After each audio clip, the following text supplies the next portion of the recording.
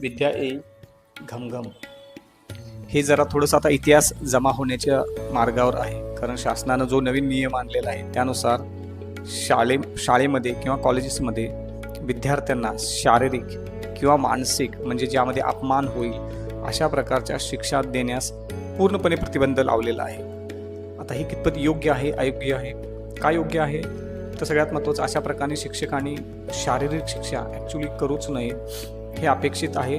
आणि मग काही शिक्षकांचं किंवा काही पालकांचं किंवा काही समाजातील जे थोर आहेत त्यांचे विचार आहेत की अशा पद्धतीने पूर्णपणे शिक्षेवर प्रतिबंध लादणं हे शासनाकडून थोडंसं अधिकच होतं किंवा नको असायला पाहिजे आहे की थोडीफार शिक्षा, शारीरिक शिक्षा थोडीशी अपेक्षित आहे, त्याशिवाय सुधारणार नाहीत. तर मग हे म्हणणं बरोबर आहे तर बिलकुल नाही. कारण थोडीशी ही व्याख्या ठरवता येत नाही. थोडीशी कितपत, थोडीशीची व्याख्या कशी ठरवणार? कितपत थोडीशी? किंवा एक फटका मारला थोडीशी आहे, तो फटका किती जोरात मारला थोडीशी आहे. एखादा खूप आजारी आहे, त्याच्या डोक्यात थोडासाच फक्त एकच फटका लावला, पण तो एकच फटका कदाचित जीव घेणारा असेल तर.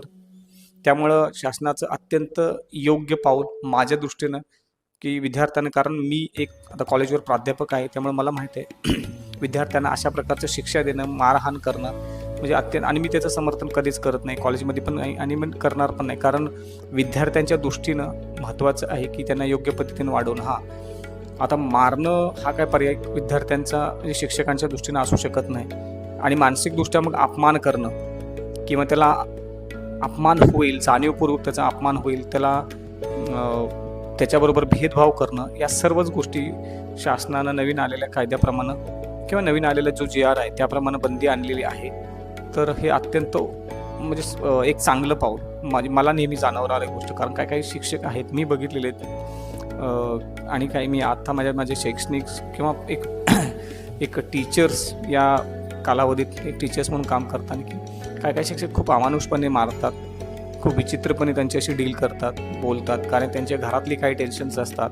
आणि ग्रामीण भागातील मी कित्येक शिक्षक बघितलेले दारूच्या नशेत किंवा काहीतरी नशा केलेला असते, अशा स्थितीत ते कोणत्याही स्तराला जातात, मारतात. त्यामुळे पूर्णपणे बंदी हाच एकमेव पर्याय आहे. आता त्याचं कारण आपल्याला माहीत आहे. लावण्याचं कारण काही दिवसापूर्वीच एका मुलीला उठाबशा काढायला लावल्या, छोटीशी मुलगी उठाबशा काढायला लावलं, त्यामुळे तिचा जीव गेला. तर त्यामुळं चांगलं सन्मान आणि सगळ्यात महत्त्वाचं स्वागतार्ह डिसिजन आहे.